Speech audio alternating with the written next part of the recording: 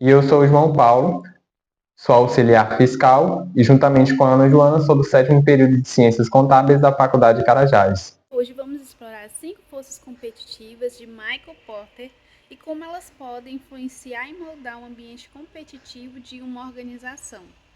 Este modelo é uma ferramenta fundamental para entender a dinâmica da concorrência e elaborar estratégias eficazes capazes de garantir uma vantagem competitiva no mercado. Nosso objetivo aqui é demonstrar como cada uma dessas forças atuam e como elas podem ser aplicadas na prática. Ao final, acreditamos que vocês terão uma compreensão clara e prática de como aplicar esse modelo em diversos contextos empresariais. Mas antes de darmos continuidade, vamos conhecer um pouco sobre Michael Porter, responsável por criar a teoria das 5 forças competitivas que moldam a estratégia. Ele, um renomado desenvolvedor de estratégias, foi responsável por criar essa teoria. Então vamos conhecer um pouquinho sobre ele. Michael Eugene Porter foi um renomado professor de Harvard Business School, amplamente reconhecido por suas contribuições no campo da estratégia empresarial. Nascido em 1947, Porter se destacou desde cedo por seu interesse em entender o funcionamento das organizações e os fatores que determinam seu sucesso. Em 1979, Porter publicou um influente artigo onde introduziu o modelo das 5 forças competitivas. Esta teoria emergiu de sua pesquisa sobre economia industrial e o comportamento das empresas em diferentes setores. Porter buscava uma maneira de analisar a atratividade e a rentabilidade de um mercado ou segmento, oferecendo uma visão estruturada de como as forças externas impactam a competição e a estratégia das organizações. Então, em resumo sobre Potter, ele teve contribuições significativas para o campo da estratégia e também ele criou as 5 forças que moldam a estratégia como uma forma de ajudar os gestores a compreenderem um pouco mais sobre o mercado em que estão inseridos e, desta forma, conhecer a competitividade dentro do seu setor e poder, assim, moldarem estratégias mais robustas e mais efetivas para combaterem os seus concorrentes e também essas forças que acabam influenciando no seu mercado. Então, a gente vai ver um pouquinho mais sobre quais são essas 5 forças e como elas podem impactar no seu negócio e qual é o verdadeiro objetivo dessas 5 forças, que não só ajudar o gestor a identificar, mas também ajudar ele a compreender e a criar estratégias robustas e mais eficientes para combater os seus concorrentes e tudo o que, de certa forma, implica negativamente no seu setor, no seu negócio, e poder, assim, usar isso ao favor do seu negócio. Agora, vamos compreender um pouco mais sobre as 5 forças competitivas. Essencialmente, o trabalho do estrategista é desenvolver estratégias capazes de enfrentar a concorrência. Como veremos, defender-se contra as forças competitivas e moldá-las a favor da empresa é crucial para a estratégia. Dentro dessa estratégia, a gente pode falar de uma matriz de posicionamento, que ela é subdividida em 2 eixos. Um eixo é relacionado à atuação de mercado e o outro eixo é relacionado à atuação relacionada ao preço. E dentro dessa matriz de posicionamento, ela é subdividida em 4 quadrantes. Por exemplo, uma empresa que é posicionada em relação ao preço baixo, é uma empresa de atuação nichada, porém com preço baixo, bem baixinho. Ela é focada no preço. Mas o que é uma empresa de atuação nichada? É aquela empresa em que atende apenas um público específico. Podemos citar como, por exemplo, a Fralda Pompom. A empresa que faz a Fralda Pompom, ela é focada no preço baixo, só que ela atende a um público específico, como, por exemplo, a bebês, né? E temos também aquela atuação em que é uma atuação abrangente, só também focada no preço baixo, que ela tem esse posicionamento de preço baixo, só que ela atende todo o público. Como, por exemplo, podemos citar os produtos como detergente, sal, açúcar, eles são todos focados no preço baixo e atende todo o público. Temos também a diferenciação, porém com uma atuação mais abrangente, que é aquela em que a empresa tem valor agregado, ela tem uns atributos a mais, porém ela é posicionada na diferenciação, e atende todo o público, né? Só vamos citar como exemplo a Lacoste. A Lacoste, ela atende o setor de vestuário, todo mundo usa, né, vestuário, e porém, ela tem a diferenciação, o preço dela é mais elevado, nem todos conseguem adquirir o produto, porém, devido ao seu valor agregado, ela possui essa diferenciação. E temos também a diferenciação, posicionamento relacionado à diferenciação, porém uma atuação mais nichada, que é aquela em que atende apenas um público específico, como, por exemplo, a fralda Pampers. A fralda Pampers, ela tem alguns atributos a mais também, como, por exemplo, tripas, camadas, mais absorvente. E essa diferenciação faz com que ela tenha um valor agregado, e as pessoas optem por ela. Então, a matriz de posicionamento é basicamente relacionada ao preço e atuação. Então, dentro das forças competitivas, que são 5, nós temos a rivalidade entre os concorrentes, a ameaça de novos concorrentes, nós temos também o poder dos fornecedores, a ameaça de produtos substitutos e também o poder de influência dos compradores, do cliente no caso.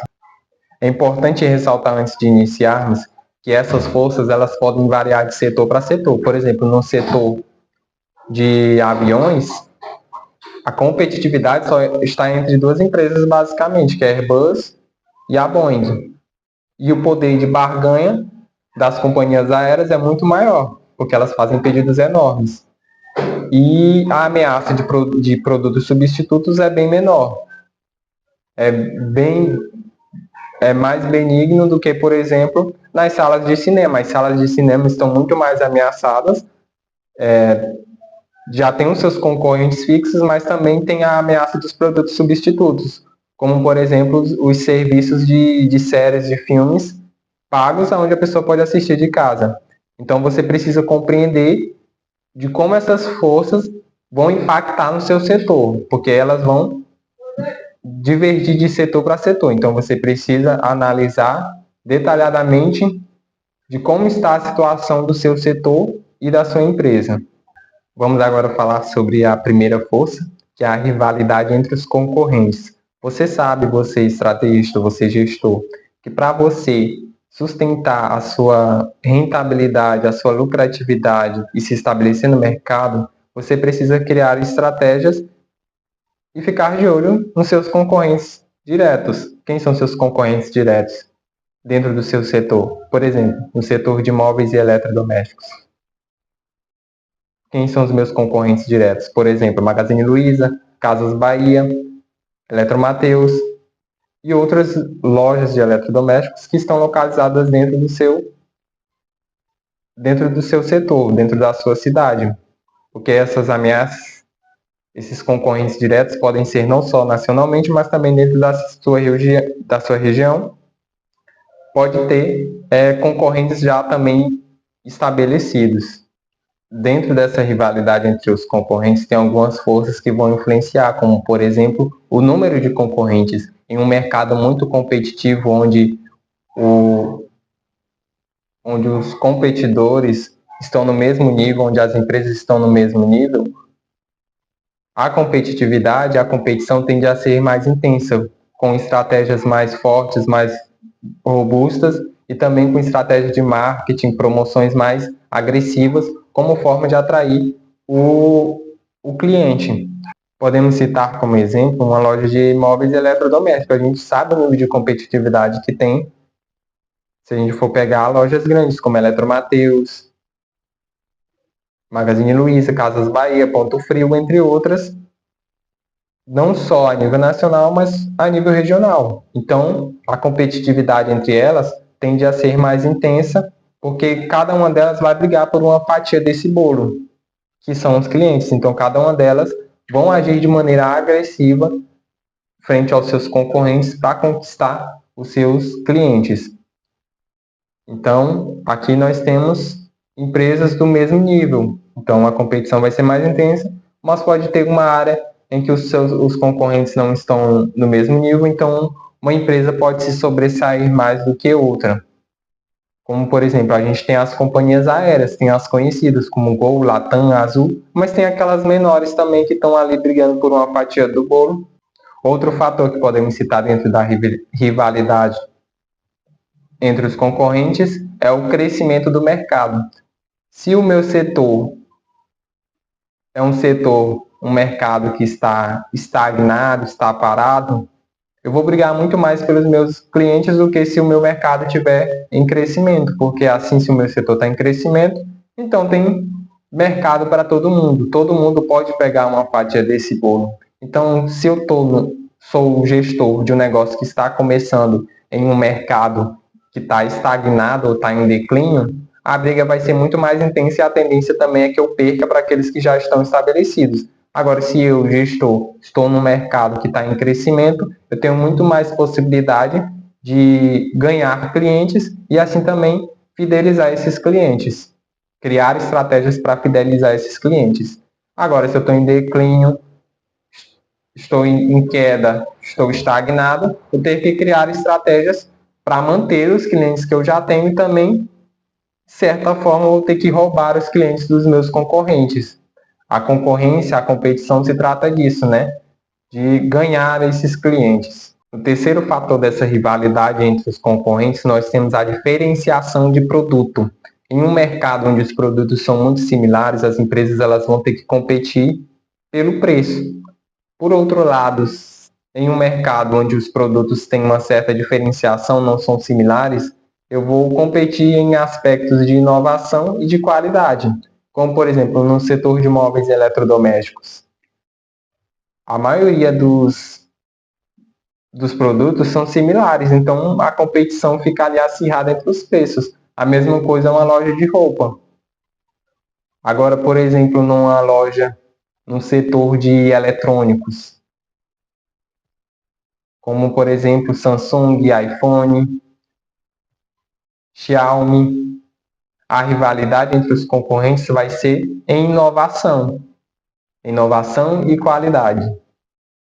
Outro fator que a gente pode citar dentro da rivalidade entre os concorrentes é a capacidade excedente, ou seja, eu tenho um estoque que está além da minha demanda. Aí, se eu estou com um estoque além da minha demanda, eu tenho a possibilidade de diminuir os meus preços e assim atrair mais os clientes, vender mais produtos e também, dessa forma, aumentar a rivalidade entre os concorrentes. Então, para um estrategista, compreender a rivalidade entre o seu concorrente é essencial para ele criar estratégias para que ele possa se sobressair sobre o seu concorrente, sobre o mercado e fugir dessa pressão. E essas estratégias podem envolver inovação, qualidade na prestação do serviço ou qualidade no produto, diferenciação de produto e também estratégias de precificação. Agora vamos falar sobre a segunda força de Porter, a segunda força que molda a estratégia, que é a ameaça de novos concorrentes. Então, eu tenho os meus concorrentes estabelecidos, tenho já a minha rivalidade com eles, mas aí tem a ameaça de novos concorrentes, né? São concorrentes em potencial de um novo setor, que trazem consigo, né, novas capacidades e novo ímpeto de conquistar uma fatia desse bolo, né, uma parte desses clientes. Então, acabam colocando, de certa forma, uma pressão sobre os preços, nos custos e também nas taxas de investimento necessário para competir. Então, esses novos concorrentes vão estabelecer um limite potencial de lucro e vai, de certa forma, obrigar os concorrentes já estabelecidos, né, quem já está estabelecido no setor, a ou reduzir o preço ou manter o preço baixo, ou então investir para que possam se fortalecer contra esses novos concorrentes. Então, você gestor, você estrategista, vai ter que criar estratégias para se sobressair sobre esses novos concorrentes. Vem um concorrente aí que está com todo o ímpeto, vem com novidade, então eu, gestor, vou ter que criar uma estratégia para inovar, ou criar novas promoções para manter o meu preço, para estabelecer o meu preço, diminuir ele, ou inovar com algum produto, chamar a atenção do meu cliente. Mas para esses concorrentes, esses novos concorrentes entrarem no mercado, não é tão simples assim, não é tão fácil. Então, se acontecer eu, João Paulo, estiver entrando no mercado com um novo concorrente, você também, gestor, estrategista, vai estar entrando no mercado como um novo concorrente, você vai enfrentar barreiras.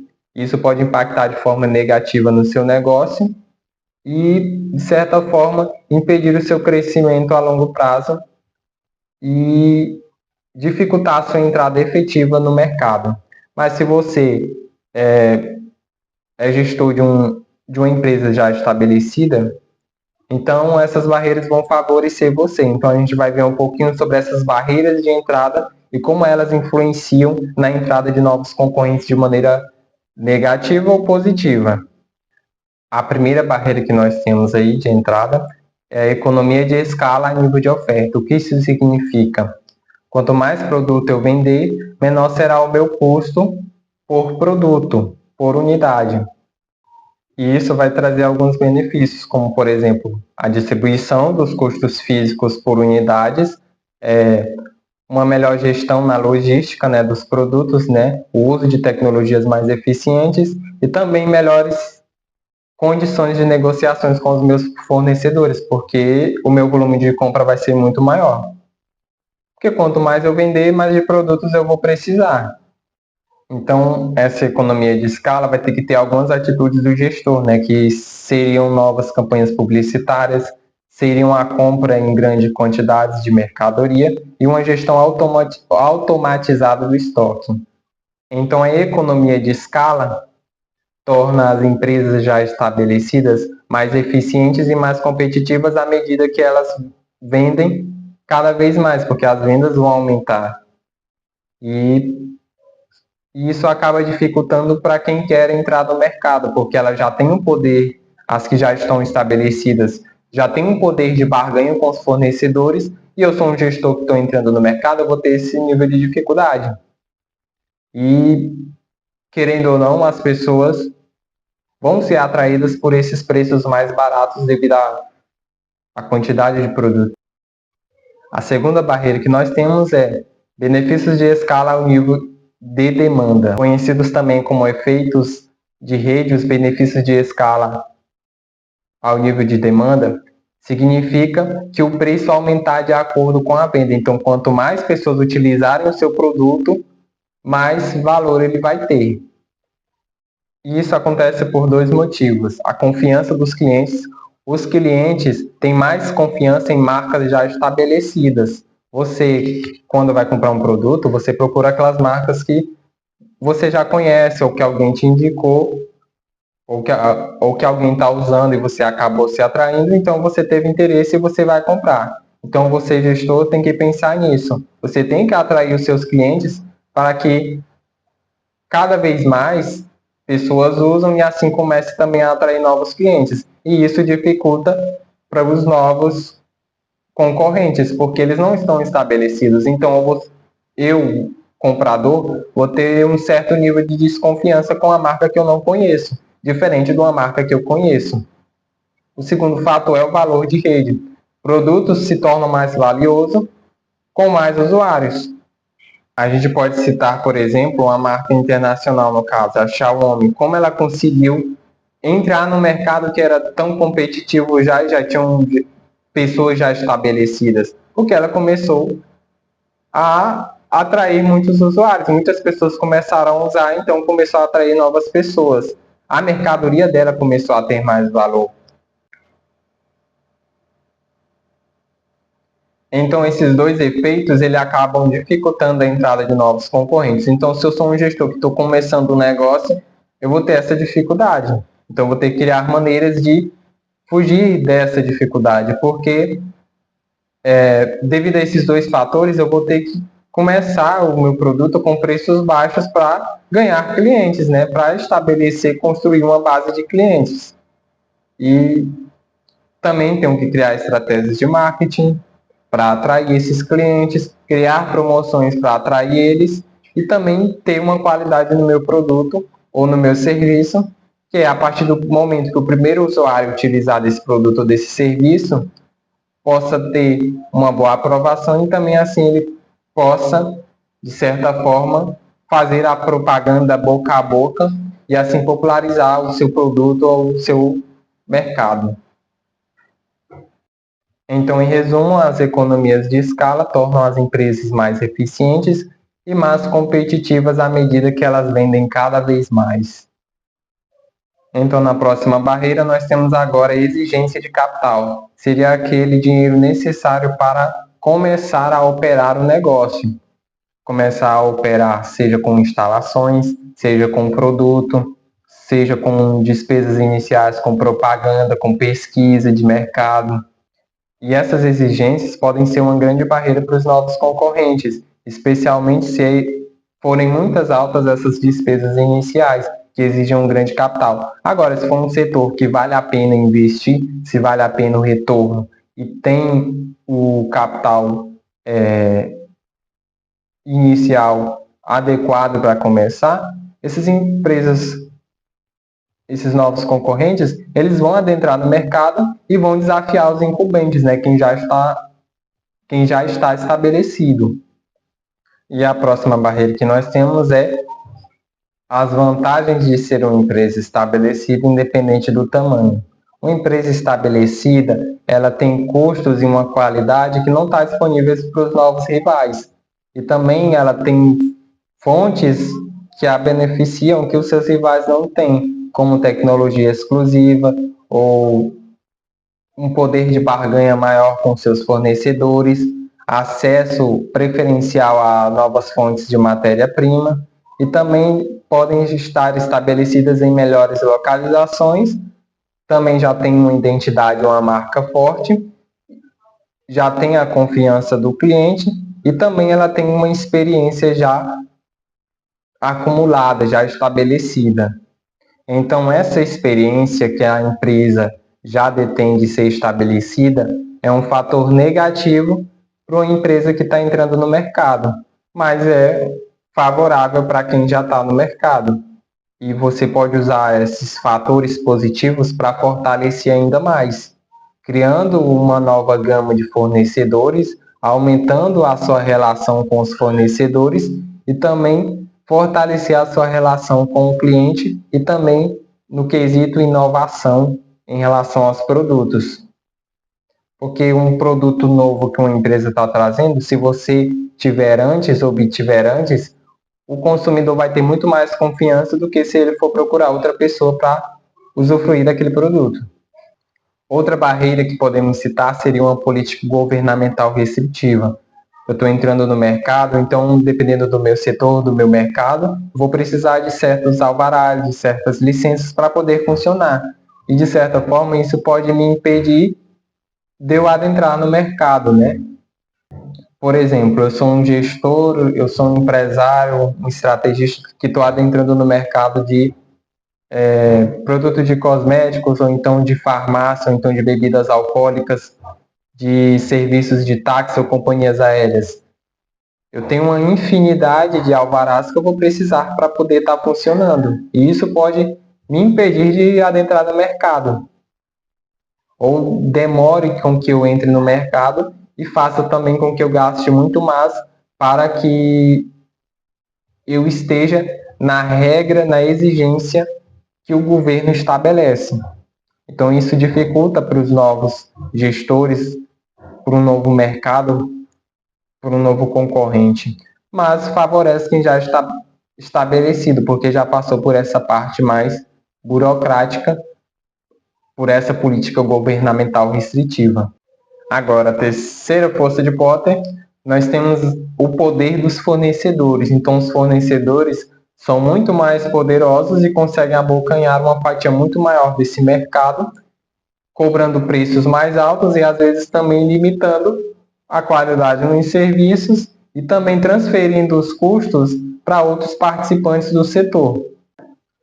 Agora vamos pegar como exemplo o seguinte: eu sou uma loja de móveis e eletrodomésticos e o meu fornecedor aumentou o preço do produto e eu vou ter dificuldades para repassar esses custos para o meu consumidor, o que vai acabar diminuindo a minha margem de lucro. Se eu aumentar o preço, eu vou acabar perdendo ou diminuindo os meus clientes. E uma outra empresa que tem um fornecedor que não teve e não aumentou esse lucro, tem um fornecedor diferente, ou ela mesma produz a sua mercadoria, o seu produto, ela acaba se sobressaindo. Enquanto eu vou ter dificuldades de aumentar de embutir o custo do produto para o meu consumidor final.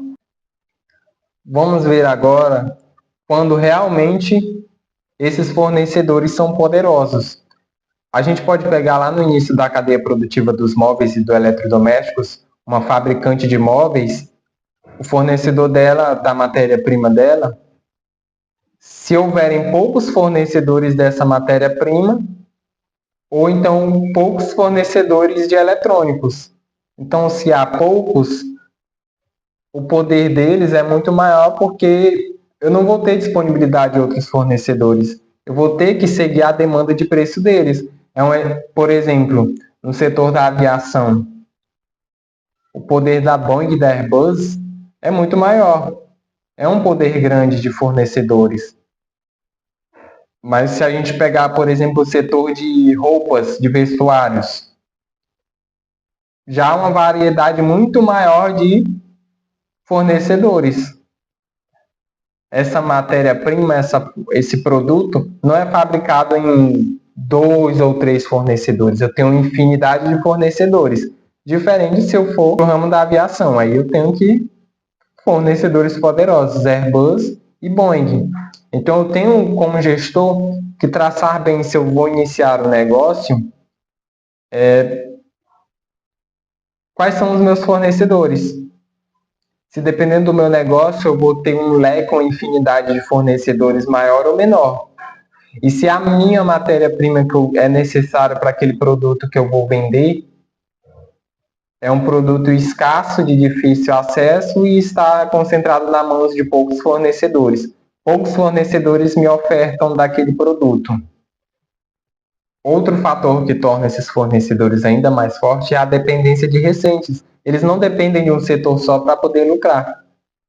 O fabricante, quem fabrica os móveis e os eletrodomésticos, eles não dependem só das lojas de móveis e eletrodomésticos para ter o seu lucro. Então, isso torna para eles uma infinidade muito maior de clientes, só que me limita. Eles não dependem de mim, então eles podem colocar o preço que eles acharem adequado, sem ter medo de perder clientes. Porque um fabricante, existem aquelas pessoas, por exemplo, que vão começar um negócio novo, vão precisar de móveis e eletrodomésticos. Elas preferem ir no fornecedor lá no início e não comprar ali com uma loja de móveis ou eletrodomésticos. Elas preferem comprar no início da cadeia de produção. Outro fator que torna esses fornecedores fortes seriam custos de troca. Se eu mudar de fornecedor, é muito mais caro para mim e muito mais difícil achar um fornecedor que tenha disponível daquilo que eu necessito. Então, se eu gestor for trocar de fornecedor, eu tenho que ter isso em mente. O que eu vou perder eu trocando de fornecedor? Eu já tenho um fornecedor que vai me fornecer determinado produto que eu queira por determinado preço. Vai ser mais caro para mim? Eu vou precisar de um novo maquinário para utilizar daquele novo produto, daquela nova matéria-prima? Se eu sou uma loja de móveis e eletrodomésticos, o que eu vou ter que investir se eu trocar de fornecedor? Questão do frete vai ficar por conta do fornecedor ou por minha conta? Questão dos impostos. questão da localidade de qual esse produto vai vir. Se eu tenho um fornecedor que está mais perto de mim e vende o produto a determinado preço, mas eu achei um produto mais barato com outro fornecedor, só que está mais longe, vale a pena ou não? Então eu vou ter que colocar na ponta da caneta os prós e os contras de eu trocar de fornecedor. E os fornecedores têm mais uma dessas forças.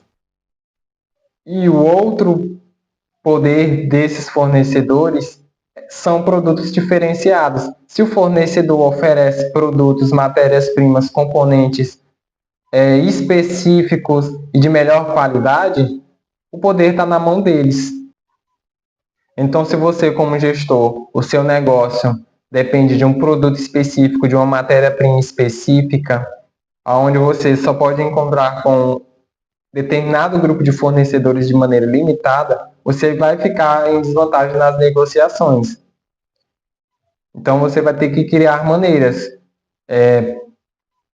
Chegou um novo substituto, verificar a disponibilidade desse novo substituto, se o que ele oferece está adequado com o que você deseja, se está na qualidade. Dependendo da situação, se é adequado você mesmo produzir, dependendo do seu produto. Ou seja, é criar maneiras para fugir dessa dependência dos fornecedores. E além de fugir dessa dependência, também criar um poder de barganha. Poder ter uma maior barganha diante dos seus fornecedores.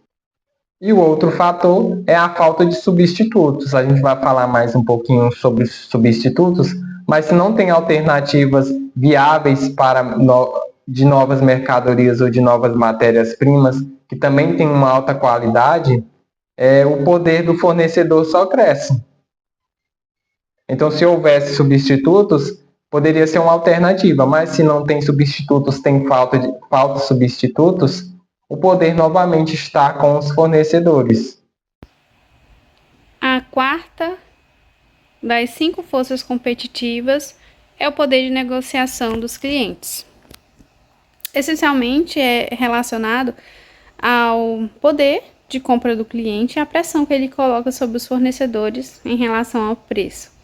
Como, por exemplo, se existem muitos fornecedores e poucos clientes, eles podem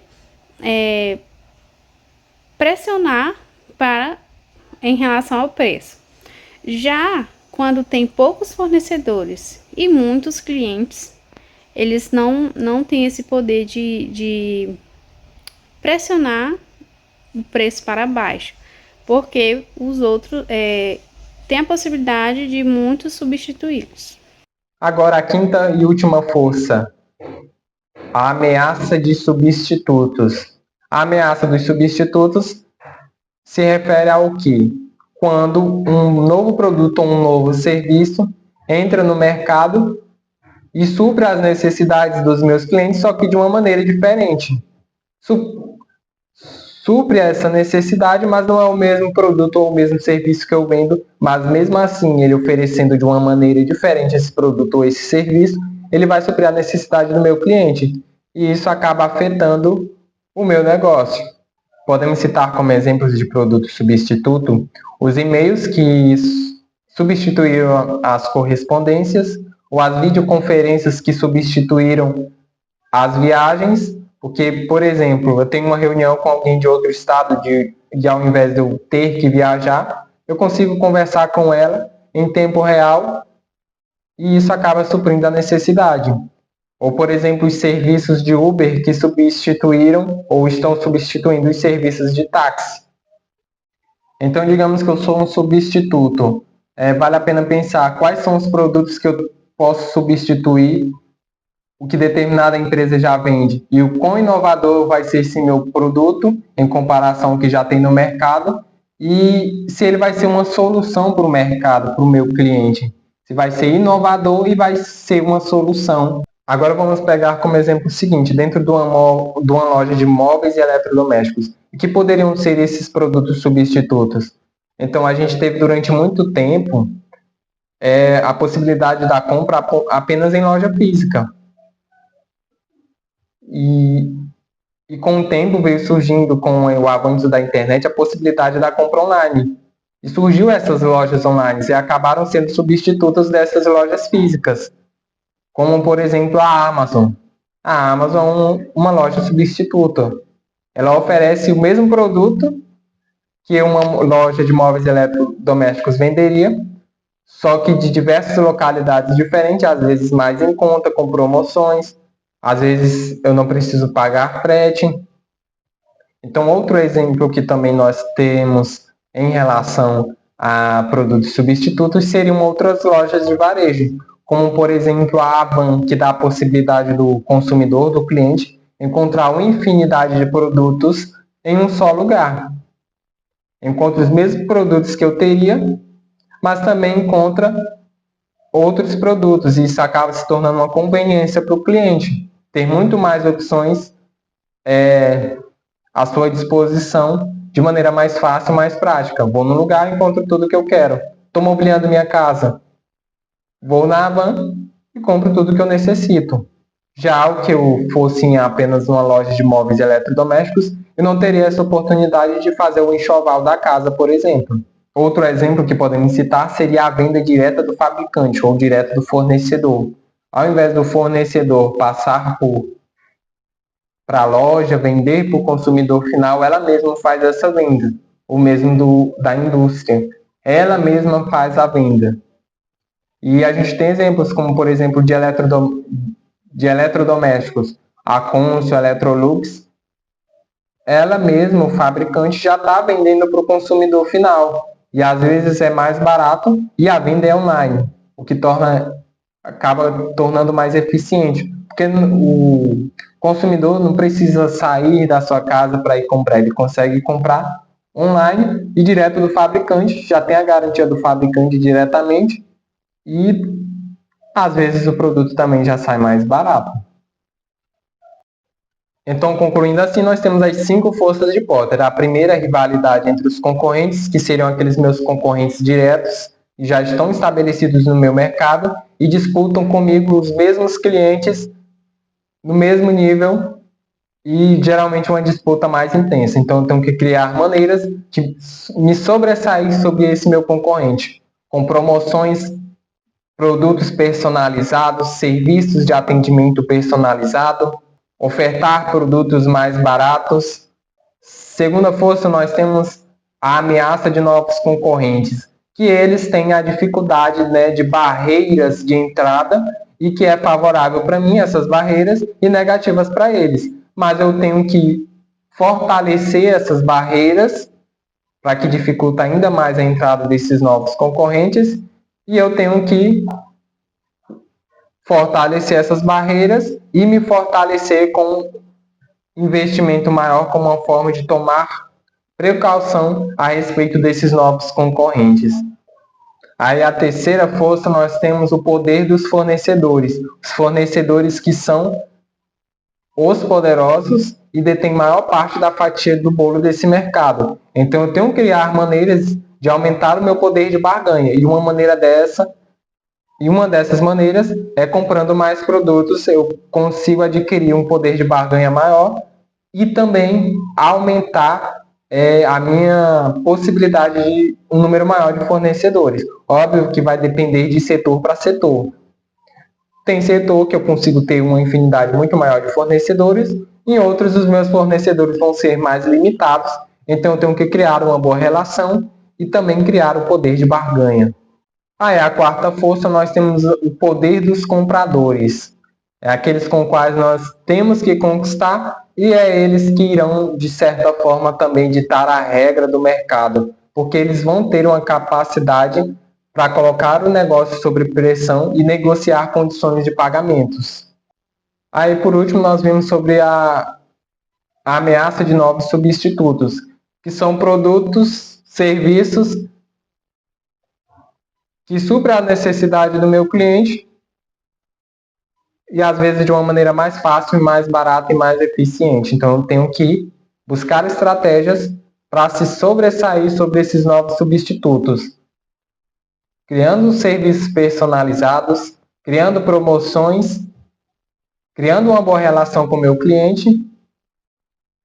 E essas foram as 5 forças de Potter. Esperamos que, de certa forma, possamos ter ajudado você a entender a importância de compreender o mercado competitivo em que você está inserido e de que seu negócio sofre certas pressões e que você precisa se fortalecer, usar essas pressões ao seu favor. Então, muito obrigado e até uma próxima.